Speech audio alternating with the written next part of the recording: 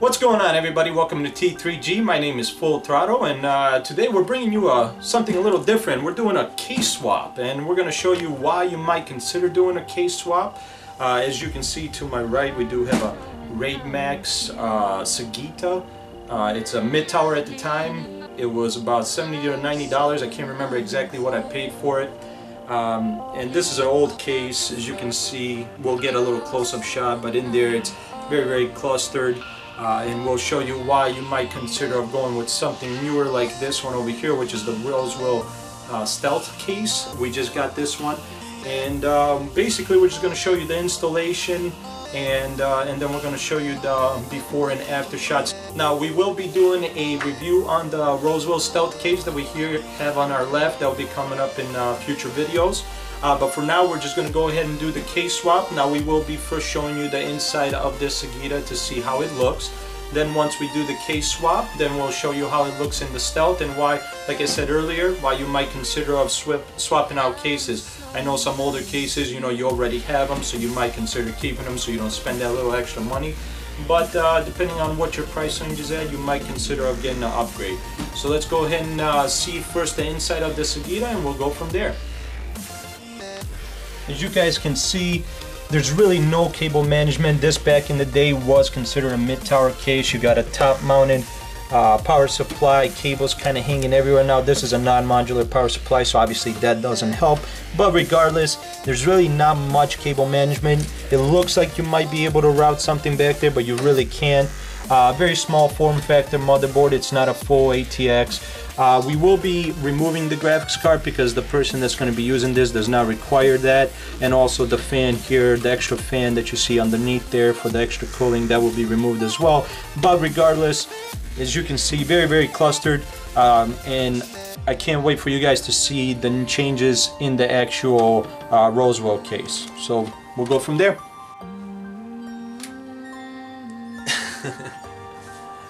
Alright guys, as we're going to go ahead and do this, make sure you have the right tools. Really, for most case swaps, you know, you have a lot of toolless design, so if your old case has a toolless design and you utilize that, you most likely won't need to use a screwdriver on most of this stuff. But in our case, you know, you still have to remove the motherboard and certain other items that we didn't use the toolless for, so make sure you have a Phillips, there it is, Phillips screwdriver.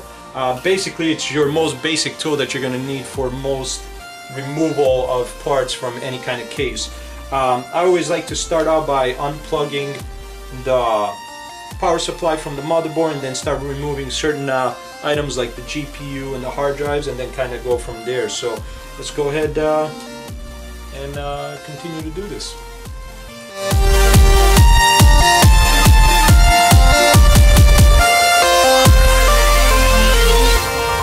I'm so in love with you.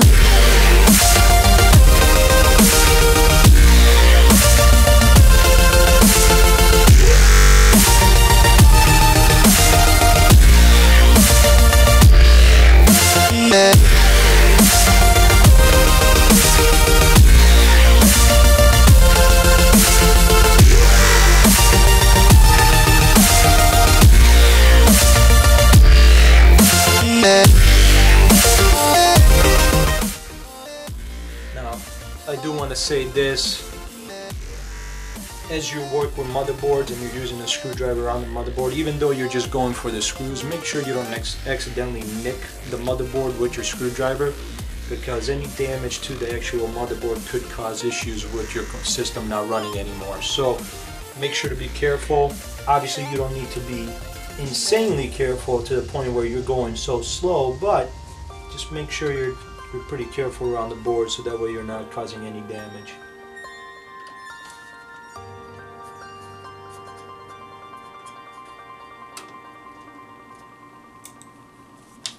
And yes, I am using a magnetic screwdriver.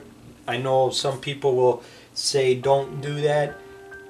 Honestly, it has never once affected anything that I've worked with on a computer wise. The magnet on magnetic screwdrivers is just not strong enough to do anything to the board or to any other components that are within the computer. So don't worry about it, go ahead and use one. it does help with the screws when you're dealing with the motherboard screws and stuff like that. So I'm so in love with you.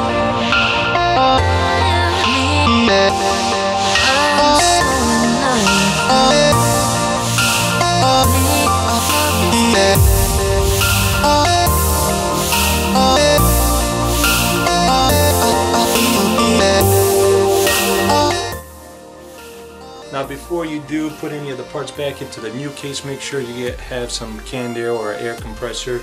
Go ahead and blow out your power supply, maybe your GPU, your CPU cooler, just to make sure there's no dust that doesn't need to be there. So that way you can not have to worry about it, do it while it's in the new case. Yeah.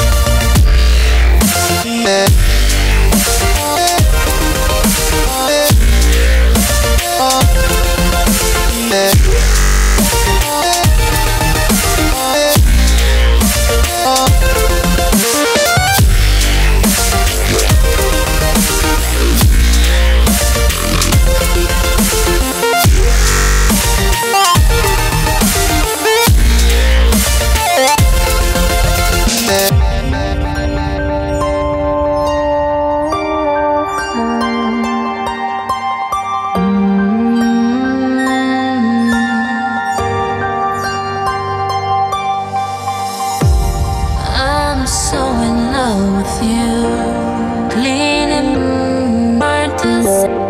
I'm so in love with you, clean love is. I'm so in love with you.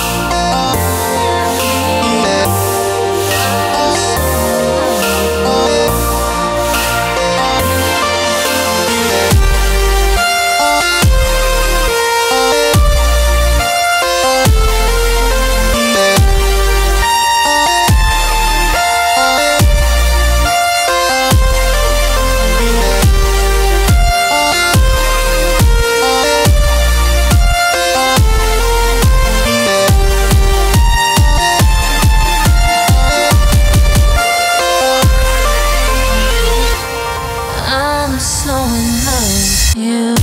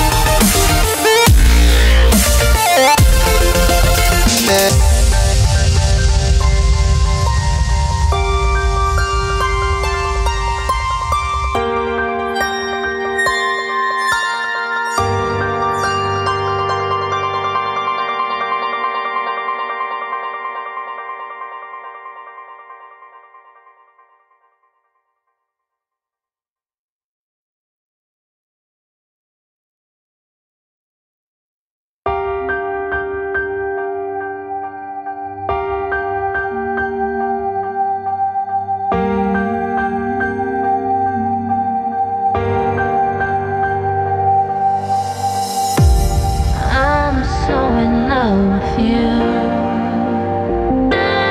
Leaning, I'm so in love with you. Lean, love is dead. I'm so in love with you. I'm so in love with you.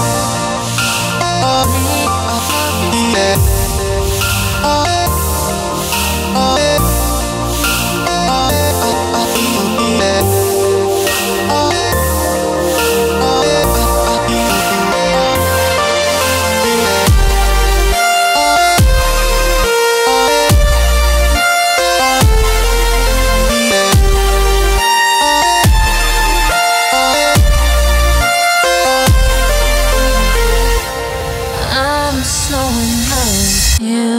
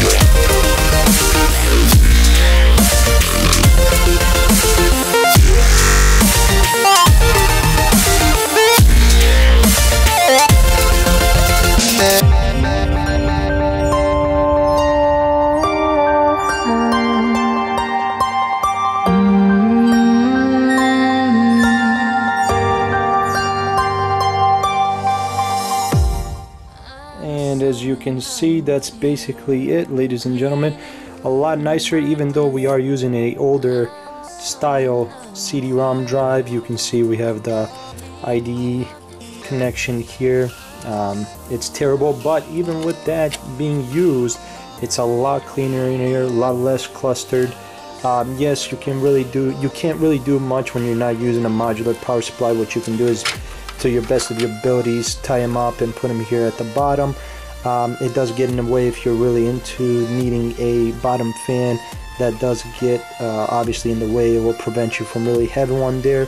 But overall, yeah, as you can see, definitely a lot of room. A big improvement. Cables are nice and tidy and routed through. And then of course, now this cable, you see this sticking out here. Basically what I'm gonna do is I'm gonna get an extension from a Tiger Direct that we actually have a store nearby, and I'm gonna route it a little bit better, because unfortunately mine's all the way right there for the front audio. Now a lot of people don't even connect it. I personally like to. Once again, this is not gonna be my build. This is actually for my mom, so I know she'll most likely try to use the front audio port, so I want to make sure that that is connected. So I do need a little longer cord. As you can see, this one just barely reaches there, and I don't like how that looks, so I'm gonna route it so it looks a little bit cleaner and better. But otherwise, that's really it. I mean, as you can see, it's absolutely amazing how much less of a cluster it is with the power supply being bottom mounted, and even with some of these bigger cables, how it is to have a cable management system where you can go behind on the back of the case. And that's really it. Let's get a little better shot here.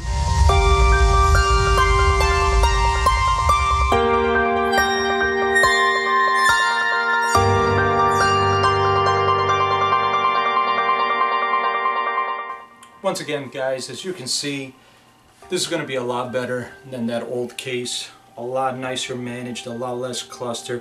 Plus, if you want to expand, you can now get even more hard drives and add that to it.